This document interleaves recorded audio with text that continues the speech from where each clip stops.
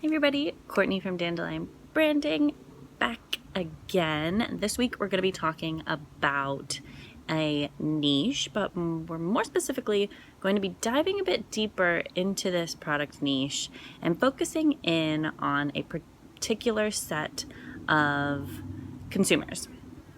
So we'll be talking about the home goods niche, but more specifically about the sustainable-minded consumer within that niche. Our niche spotlight series is all about identifying different niche audiences, understanding a few key distinctions about that audience, and we also lay out the different types of content that are best to resonate with that audience and get them to be more engaged with your brand overall. That is the goal, that's the name of the game, and so that's what we focus on with this particular series.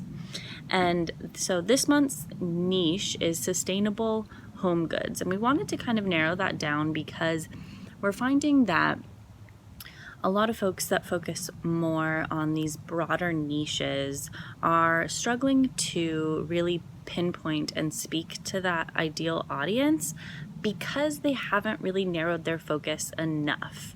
And so we're going to narrow our focus in this series to be more geared towards audiences that are more conscious consumers. And that will differ depending on the industry that we focus on and the niche that we focus on in future series. We wanted to keep this focused on sustainable home goods. And that can mean a few different things. That can mean sustainable in how they are produced.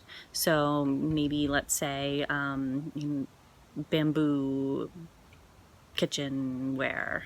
It could also be sort of more organic goods, like an organic mattress versus a traditional mattress. Sustainable home goods could also be like vegan leather products. If you maybe are interested in creating vegan or cruelty-free furniture, this could certainly be relevant to you. First off, consumers that are interested in sustainability tend to be on the more educated side of the spectrum. It is an issue that you need to kind of search for in order to know about and be aware of. This audience, so not only do they tend to be more educated, but also they have a bit more expendable income. Which is a great thing for you as an e-com brand. They may not be a wealthy consumer, but they are more willing to invest in products that they feel make a difference and products that they feel confident in purchasing. And that's really where you come in. And so the way that you position your products to this potential consumer is very important. This consumer can and will be vocal with your brand, positive or negative. Both, you'll probably see both sides. But be ready for feedback. Be ready to hear from this potential consumer. Be ready to answer their questions. If you are creating and selling a product that you are touting to be sustainable in any way, shape, or form, you need to know every bit of information about that product, about how it is sourced, about how it is shipped, how it is packed, how it will arrive, how, anything that is used in the production process of this product. You will want to know that because your consumers also want to know that. If you can answer those potential questions and concerns before the customer even needs to ask them, you'll be winning with this consumer.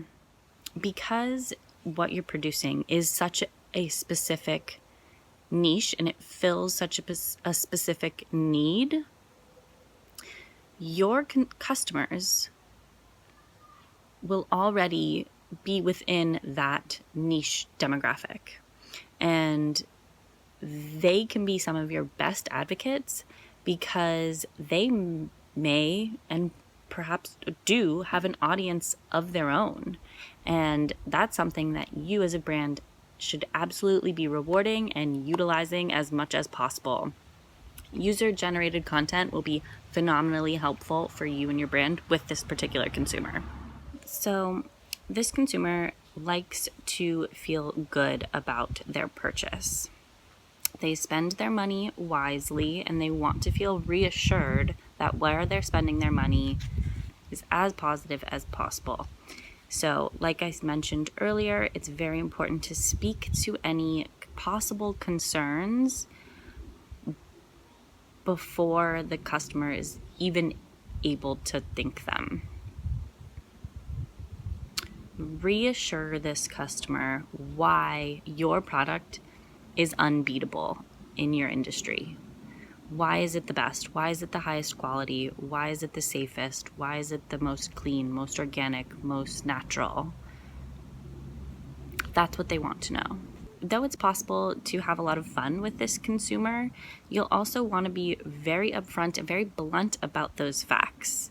If you are claiming anything with your brand, you need to be 100% upfront. This potential consumer is going to do some investigation. They are going to find out whether or not you are telling the truth. So always be truthful with all of the product information that you're putting out there. Just don't lie. Just don't lie. If you're selling online, just don't lie, ever, really. But specifically when making claims regarding health and sustainability of a particular product. So there are a lot of different types of content that can work for this potential consumer, but a few I'm going to mention will really help to build that connection and that trust. Filming behind the scenes, if you are making the product or sourcing anything or doing any sort of research behind the scenes that can give them a little bit more of a perspective into how you run your business will be really beneficial. This consumer wants to know and trust the brands that they are spending money with, and those behind the scenes little tidbits are just really helpful to create that human connection. Another type of content are quizzes, fun quizzes. You know, audiences, I think a lot of different audiences respond quite well to quizzes, but this group really would be interested in more educational quizzes, things that are going to teach them something, things that maybe would open their eyes to a particular issue, maybe something where they can even, put in some information about their own sustainability, their household usage of non-recyclable plastics, of single-use plastics, and being able to educate them on their usage of some of those things that they feel strongly against would be really, really, really beneficial. That's actually a great idea. So someone please steal that. Credit me 100% because I really want to see how that quiz goes for a sustainable brand. That could be really, really cool. Anywho, another type of content that works quite well is DIYs, home cleaning goods, skincare, bath and body. This audience really, really likes that type of educational but fun stuff where they could maybe spend some time on the weekend, maybe with their family, doing some DIY projects around the house. That could be really great. Also, just overall, I think that blogs can work quite well for this particular audience. You'll want to position yourself and your brand as an authority with the information that you're providing. So a blog can be a great way to do that.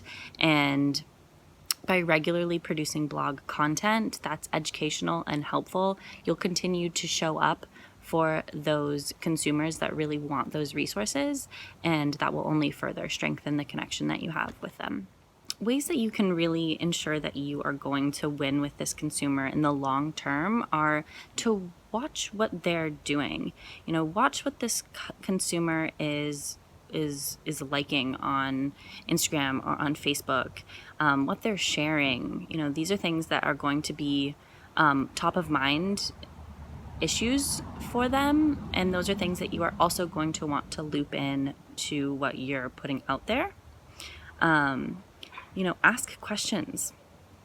I think that asking your audience questions about what issues they're facing, what they think is the biggest concern out there right now, things like that could be a really great way to create that connection and to open up that avenue of communication that can allow you to get to better understand your audience. Another way that you can really win with this potential consumer is by starting small and working with micro influencers. Not only will they be really excited to promote your products, but their audiences, especially those in a really a niche within a niche of sustainable minded home decor enthusiasts, those audiences are far more loyal to the people that they're following than someone who's following just some other influencer out there, because they actually care what they have to say. They care what products they are caring about, and that type of connection and with a micro influencer that has that sort of influence can be really beneficial for your brand. Highly recommend reaching out to the folks that have perhaps smaller audiences, but are producing content that is directly related to the type of product that you're selling. And lastly, a way that you can really win the conscious consumer of sustainable home decor would be partnerships or donating to a particular nonprofit. I can't speak highly enough about this. I think that it positions your brand as the real deal. You are putting your money where your mouth is. You care where you are putting the proceeds or the profits for a particular product, or for even if it was for a short period of time. Being able to truthfully state that you are dedicating a portion of your profits to a nonprofit that this potential consumer really identifies with will be phenomenal at creating that connection and building that trust. I know personally, if I see that a brand is donating to a cause that I support, I'm much more likely to make a purchase. It sort of checks off two boxes. We get to have that little bit of serotonin when we make the purchase, but we also get to feel really good about where our money is going and where we are supporting. And that's truly what is going to be successful with this audience, is it making them feel reassured, making them feel positive about making that purchase, that not only the product that they're purchasing is phenomenal quality, but also where they're putting their money is somewhere where they can trust and they can truly support and they can get behind 100%. And so that's how you should be positioning your brand in order to really win with this consumer and this audience. So we hope this was helpful. Let us know, what is your favorite way to connect with your audience? Really curious. We would love to know. Definitely let us know down below. Give us a like, maybe a subscribe if you found this video helpful. We'll be back next week, so we'll catch you next time. Thanks for watching.